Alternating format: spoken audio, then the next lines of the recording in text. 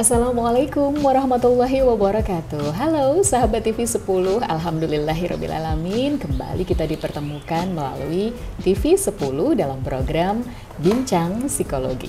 Kesempatan kali ini bersama saya Carla Ratna dan psikolog kita Bapak Setio Purwanto. Assalamualaikum Pak Setio. Waalaikumsalam warahmatullahi wabarakatuh. Kami sowan Pak Setio lagi di Padepokan Patrap Surakarta ya Pak ya. Iya. Karena tempatnya memang sangat nyaman, apalagi kalau ngobrol sambil ngopi. Oh, iya. Kopinya di sini istimewa. Alhamdulillah. Pahit punya Pahit. saya, jadi tidak perlu memasukkan kenangan ke dalamnya. Kenangan manis.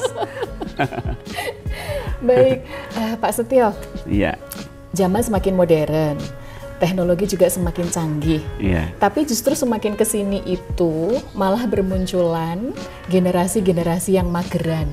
Oh iya, Ya Pak ya, belum lagi efek dari pandemi betul. itu betul. jadi memunculkan banyak kaum rebahan. Oh iya, Ya, dan otomatis ini dampaknya produktivitas ya Pak ya, Ya, baik itu betul. mungkin prestasi dan juga produktivitas kerja semakin menurun. betul. Kalau dari sudut pandang psikologi, sebenarnya mageran ini apa sih Pak?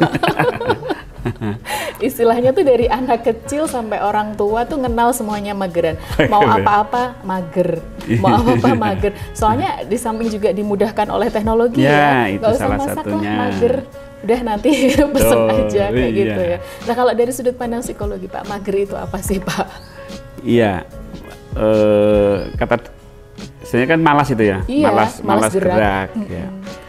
Memang tadi salah satunya pengaruh terbiasa dengan pandemi selama sekian tahun itu kan, Iya. 2 tahun kita dengan aktivitas yang banyak Dibatasi. Iya, dibatasi ya. Ya, tapi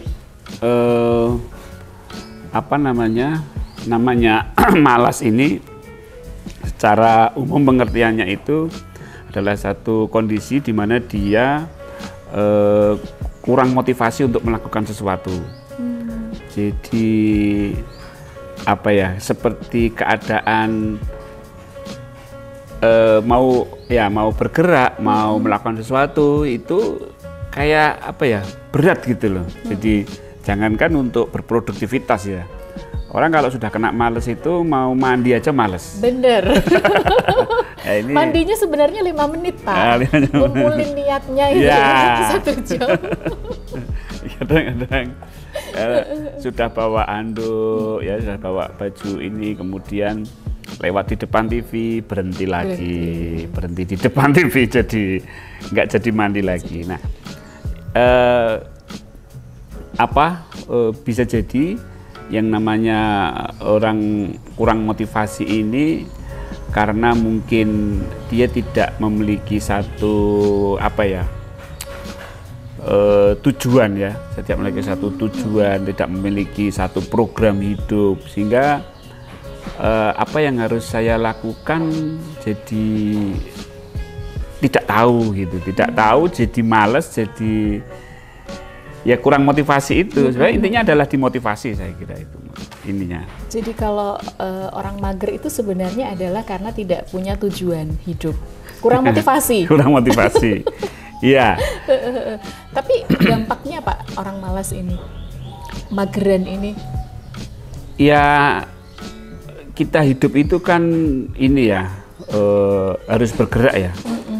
Jadi kalau kita kurang bergerak itu kan tubuh kita juga jadi tidak nyaman gitu kan. Ya. Artinya kalau kita lama tiduran, kemudian kurang bergerak,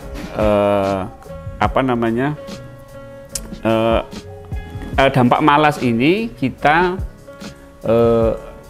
dari sisi ya fisik kita dulu lah ya. Iya. Kalau kita malas itu kan jadi kurang gerak. Namanya kurang gerak otomatis ya penyakit, artinya otot ini kan butuh bergerak ya kan, butuh bergerak, kemudian ya namanya pembakaran tubuh dan lain sebagainya. Nah kemudian tentunya juga tugas-tugas kita yang lain itu terbengkalai gitu. Jadi bukan hanya ke tubuh, tapi juga dampaknya ke kerjaan, ke tugas. Nah ke tugas. Belum psikisnya ya?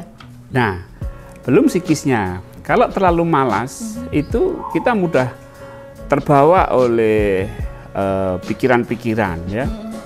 Kadang melamun, ya kan? Kadang terbawa oleh, kalau misalnya kita malas bergerak, misalnya ketika kita nonton TV, kita jadi berlama-lama itu nonton TV.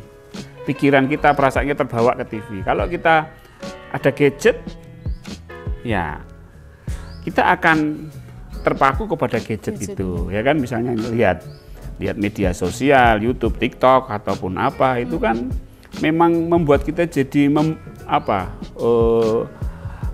jadi malas, menambah kita jadi malas bergerak, dan pikiran dan perasaan kita kan asik itu di situ gitu. Nah, ini kalau tidak segera disadari gitu, tidak segera di stop ya, orang akan terus ke gadget itu tadi, akan terus nonton TV dan nggak akan kemana-mana gitu.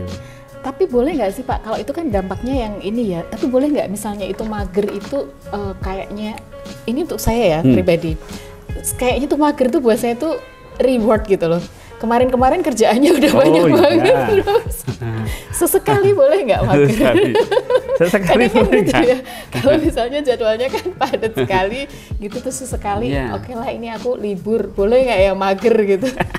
Boleh nggak? Takutnya kan nanti jadi kebiasaan terus pengennya mager terus, karena bagaimanapun mager itu kan kayak zona nyaman, Pak. Zona nyaman, betul. Ya, betul. Kalau kan? itu membuat edik, membuat ketagihan, itu baru yang bahaya. Nah, itu bahaya. Jadi kalau untuk reward boleh ya mager sesekali. Ya, sesekali bolehlah. Karena mager itu ya kalau malas gerak itu sebenarnya nggak boleh ya, kata-kata malas itu pasti konotasinya negatif. Tapi kalau istirahat bolehlah. Boleh istirahat. Jadi kalau saya sudah bekerja nih 6 hari, sehari Minggu ini saya mau istirahat gitu. Jadi nggak mau ngapa-ngapain. Memang istirahat. Bukan malas, memang istirahat. Istirahat dari mandi. Aduh, istilahnya diperhalus ya. Iya. Saking magernya, mager, males mandi, terus jadi istirahat dari mandi istilahnya. Iya, bagus ya. Bener-bener reward ini. Karena namanya males itu apapun ininya tetap nggak baik gitu loh. Iya. Karena males itu kan seperti kita berhenti dari kehidupan kan. Gitu, berhenti dari kehidupan, padahal kehidupan ini terus berjalan. Iya kan? Terus berjalan. Kalau kita berhenti itu tanda kutipnya itu kita menentang kehidupan gitu. Iya kan? Sehingga banyak problem-problem yang akan kita temui gitu kan. Sekali malas aja kita sudah tertinggal kehidupan itu. Kalau kita melihat bumi ini berputar terus kan, nggak ada bumi malas gerak bubar ini dunia, ya kan? Nah itu. Ya, terus gitu, boleh ya kalau reward gitu boleh ya. Istilahnya istirahat itu tadi ya. Istirahat. Ya. Tapi kan takutnya terus kebablasan jadi edik itu tadi. Itu yang berbahaya ya. Iya. Tapi ada nggak nih secara psikologis ciri khususnya kalau orang mageran itu, misalnya kan kita langsung bisa kalau reward sesekali itu oke. Tapi kalau ini ada nggak ciri khususnya orang yang mageran? Ya. Sebenarnya mager itu nggak nyaman ya. Orang mager itu nggak nyaman. Ada satu keadaan yang mungkin bisa jadi orang itu sedang mengalami stres. Oh, bisa juga? Iya, orang stres itu biasanya terus males. Jadi semacam simptomnya itu. Jadi kalau orang mager itu cirinya itu sebenarnya dia sedang berada di dalam keadaan tidak bisa apa-apa gitu. Jadi kayak ini memang tidak bisa apa-apa gitu, berat gitu, mau bergerak itu berat rasanya. Itu kondisi psikis. Memang kita kalau orang malas itu kayak berhenti pada satu keadaan, gitu. Ya, dengan keadaan, kemudian dia terpaku di situ dan ya tidak berbuat apa-apa gitu. Berarti ada sesuatu, ada penyebabnya, itu bisa jadi karena stres, Pak? Iya. Biasanya memang orang stres itu terus dia salah satu simptomnya itu terus nggak mau ngapa-ngapain.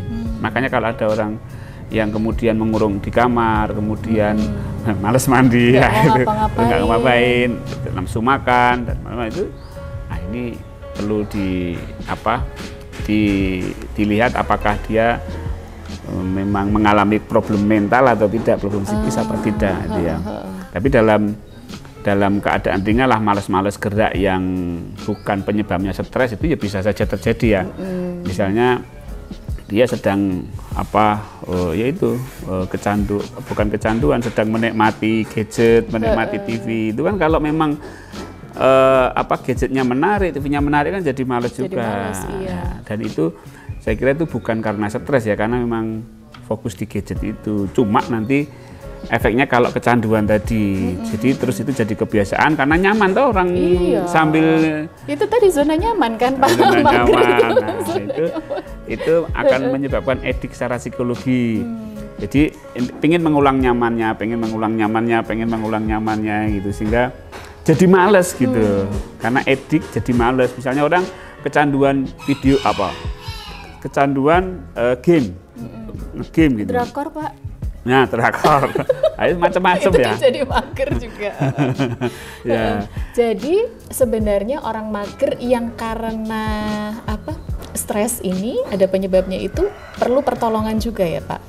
Karena otomatis kan harus diselesaikan masalahnya. Kalau enggak tetap mager terus ya. Oh iya. Artinya orang yang stres itu kan dia stres itu ada stresor ya. Stres itu kan beban. Stres itu beban. Nah, beban ini harus dihilangkan gitu atau dikurangi atau dia disadarkan tentang beban ini sehingga hatinya itu pikirannya itu agak ringan gitu.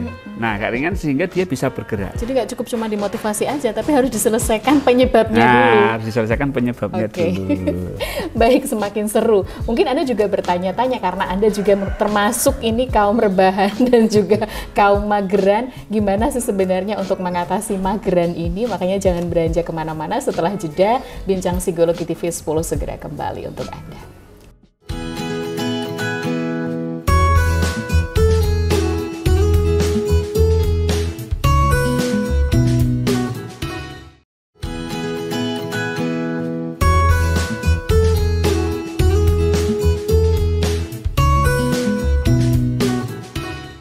Sahabat TV 10, terima kasih Anda masih bersama kami di Bincang Psikologi bersama saya Carla Ratna dan juga Pak Setio Purwanto, psikolog kita. Kalau tadi kita sudah bicara tentang penyebab mager, kalau mager itu sesekali bolehlah ya Pak, itu kan untuk mengistirahatkan, tapi istilahnya juga jangan mager, itu kan karena tren Pak, istilah mager ya. Tren. Padahal sebenarnya bisa diganti dengan mengistirahatkan. Takutnya nanti kalau mager terus jadi kebablasan mager terus, jadinya edik, kayak sesuatu yang berlebihan itu kan nggak baik ya Pak. Nah, banyak yang bertanya, gimana sih mengatasi rasa malas? Ini kayaknya tuh pertanyaan yang banyak dilontarkan orang yang menyadari dia itu terlalu sering membuang-buang waktu, tapi belum bisa keluar dari zona nyamannya.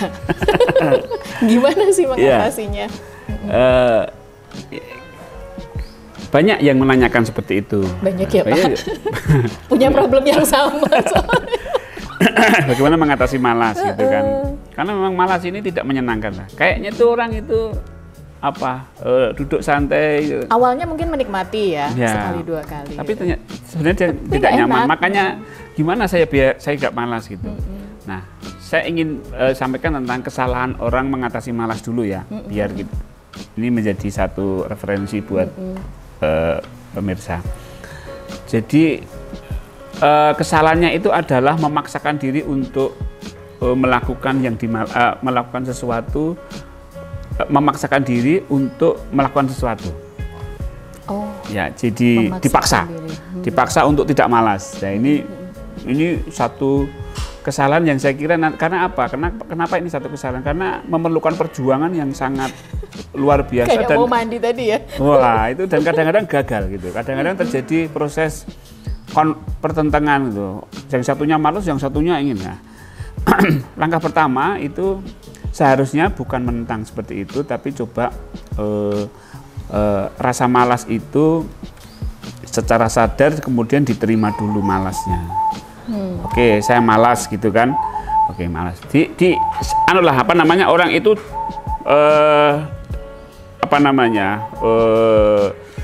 berhenti sejenak. Harus berhenti dulu. Karena malas nih. Oke, saya berhenti sejenak, saya mau menerima malas saya dulu.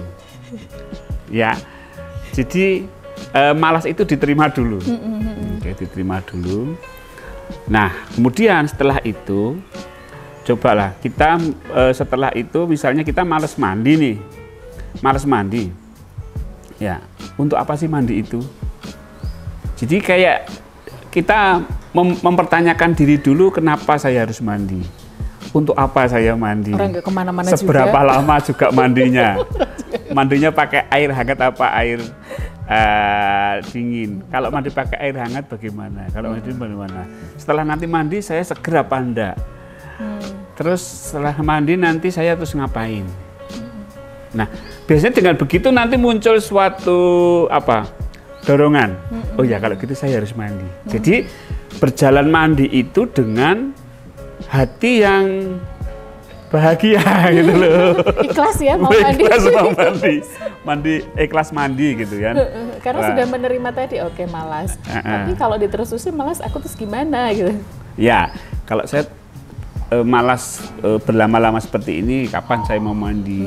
Karena sebentar lagi saya mau pergi, bentar lagi saya ini, dan tubuh saya juga perlu untuk dibersihkan. Nah, itu. Dan sehingga nanti muncul satu setelah malas itu diterima, kemudian berbicara kepada diri sendiri seperti tadi itu, kemudian muncul motivasi, itu mandi itu jadi enak, dan itu bisa menjadi starter untuk aktivitas berikutnya. Karena biasanya kalau malas itu ya terjadi di awal-awal saja lah.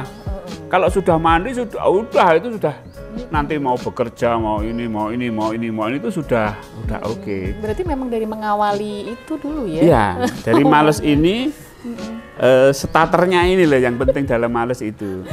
Jarang, ya mungkin juga terjadi, tapi jarang sekali orang yang sudah mandi terus malas lagi. Itu jarang. Jarang ya? Ya jarang. Asal tadi diterima dulu malasnya. Jadi proses menerima malas ini penting agar nanti tidak muncul malas-malas setelahnya. Jangan dipaksa, tapi terima. Ya, gitu. terima dulu malasnya. Karena itu bagian dari diri kita yang memang sedang malas gitu. Karena kalau dia di-reject, ditolak, itu akan mengganggu berikutnya. Mungkin bisa jadi setelah mandi malas lagi, karena apa? Yang malas tadi belum diterima. Belum diterima, jadi nggak ada motivasi juga, belum bisa menerima. Ya, mungkin mandinya juga terpaksa. Mandinya terpaksa. Nah, terpaksa sehingga ketika habis mandi duduk lagi, malas lagi, rebahan lagi. Kaum rebahan. Iya, rebahan. Itu dulu yang pertama Ya, adalah penerimaan. Oke, jadi berarti kan sudah menerima sudah. Iya. Nah, terus tips mengatasinya? Iya. Jadi orang malas itu biasanya itu karena dia punya satu pikiran yang terlalu besar gitu, sehingga itu membuat dia stres gitu. Misalnya pekerjaan yang banyak gitu, dia akan menumpuk banyak target gitu. terlalu tinggi bisa Target juga terlalu tinggi, bikin malas, nggak kuat, bikin malas. Malasnya itu karena tadi beban tadi. Kayaknya nggak kesampaian gitu, jadi sudah malas. hawang-hawangan gitu. Hawang-hawangan ya. Hawang-hawangan itu membuat orang jadi malas. Nah, maka harus ada satu prinsip, ada satu hal yang dilakukan, yaitu apa? Little step. Jadi lakukan dari hal yang paling kecil dulu. Dari yang paling mudah nih apa nih dicarinya.